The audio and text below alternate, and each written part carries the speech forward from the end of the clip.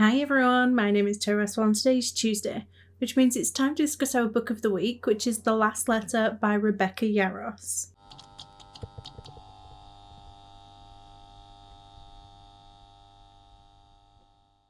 First, this is a spoiler-free section, so if you haven't read this book yet, don't worry about it, it won't be spoiled for you here. There will be some spoiler-related things that I want to discuss, but that will be later on in the video and you will get plenty of warning.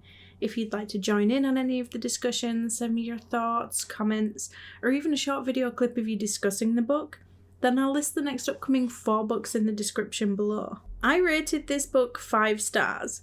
Did I have a good time? No. Absolutely not. I got so many warnings going into this book that I would need tissues, and those warnings were not wrong. I think I could probably count on one hand just how many books have made me cry, and this one is definitely on that list. So if this book didn't make you cry, then I have questions. The big one being, what is wrong with you? So, quick summary, this book is a military romance, which I didn't think that I would be a big fan of. It follows Ella, who is a single mum raising twins, and Beckett, who is a special ops soldier. So the two begin talking through letters, forming a connection just as there is an unexpected turn of events, and they both have to navigate grief and loss. It is a romance, however, it's also a book that is about family, resilience, heartbreak, and just the survival of impossible things. If I was to compare this to any other book, it would kind of be hard to say because it reminds me of a lot of different books for a lot of different reasons. It reminds me a little bit of something like One Day, just in that emotional life happens kind of way, but also combined with something that is a lot more romance focused. There are a lot of elements to this story and it is still a romance, however, I think it's heartbreaking in a way that a lot of romance books aren't really willing to be. And because I haven't read that many books that are kind of like this, I feel like I don't have much to compare it to. It absolutely lived up to the hype for me. It hooked me quickly. I was invested very early on.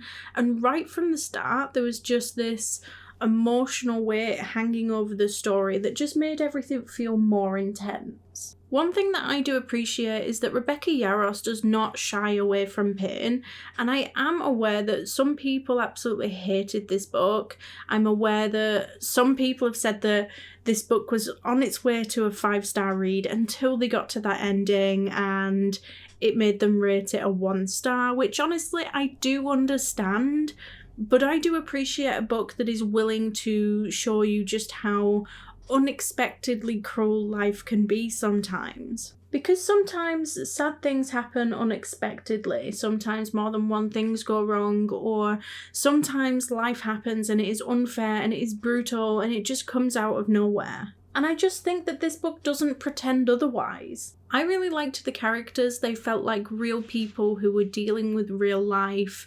messy and painful and unfair situations rather than something that was just polished fictional drama. I loved the main characters, Ella and Chaos, and while the relationship could be a little bit frustrating at times, I also loved their chemistry. That push and pull between those characters felt emotional rather than manufactured, which I really appreciate, and I think that that letter element worked really well. Now, my main issue with this book was the children's ages. The kids were just written older than they actually were. They were surprisingly articulate and emotionally well-adjusted for 5-year-olds. Now, I don't actually know a great deal about children, so correct me if I'm wrong, but it did just feel a little bit odd while reading it. Like, honestly, if they'd have been written maybe a year or 2 older, I probably wouldn't have questioned it, but that is genuinely my biggest complaint. So, as for the question, would I recommend the book? Absolutely, but with a warning. If you're looking for something that is an emotional romance that is about grief and healing and a story that is probably going to wreck you, then absolutely. But if you're looking for a light-hearted, happy escapism, then probably not. And will I be reading any more by this author? Yes, absolutely, without question. I fell in love with the Empyrean series first, and I can't wait for the next book. However, I will absolutely be looking at some of her other contemporary romance books as well. So earlier on in the video, I said that we'd get plenty of warning for any upcoming spoilers. Now this is that moment, so if you haven't read this book yet, I would suggest going doing that first, because beyond this point there will absolutely be spoilers.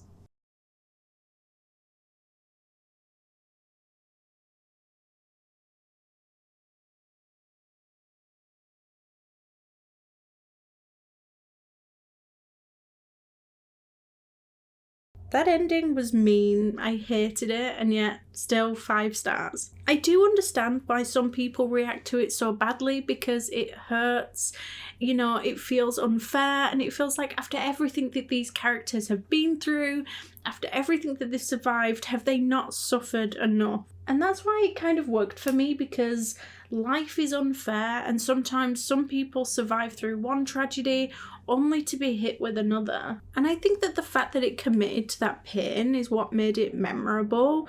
You know, it could have softened the blow, it could have had a happier, softer ending, it could have protected the reader, but instead it went there and it fucking ruined me. I also love just how much the relationships between the characters had all built and developed before that devastation had hit. I think that that combined with just the surprise of it all made it hit that bit harder. And honestly, if I didn't care so much, it wouldn't have landed in the same way. So overall, the last letter was heartbreaking, emotional, beautiful, frustrating, and devastating. Did I enjoy the pain? No.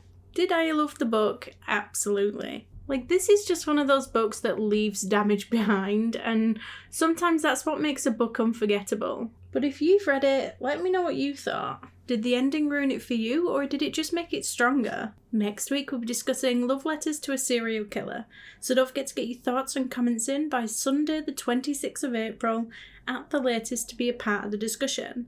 You can now do this on YouTube, TikTok, Instagram or Discord. The following week will be House of Bane and Blood, but don't forget, if you do need a little bit longer to read a book, we do now list the next 4 books down below along with the discussion dates.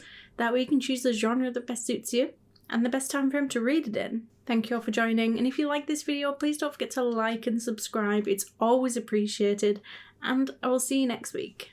Bye.